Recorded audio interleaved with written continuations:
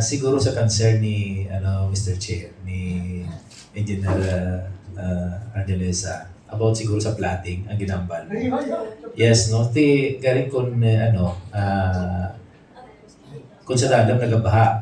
So, basi pwede man lang during mga nag-uploading pa bla. Kung nag-uploading, pagit man. Ito ginasigi pang obra na dahil pang DPWS dyan sa mga drainage. Kung nag-uploading, basi pwede magyan anay kang panaw lang, pinistayan na sa babaw ka flyover. If it is possible. Kung di, Nalakat? oh, but at least nga makaiwasan na sa baha. Kaya hindi mo lang yung problemahan ni General Pindisa. Kalayo. Mr. Chair, I'm gonna support. Yes. Yes. Ako na actually, gina-recommend ni Board Man. Kasi Mga estudyante ka mga estudyante nga nag-cross from Rice Digging going to JT Mall. Hindi pwede. So, it's okay.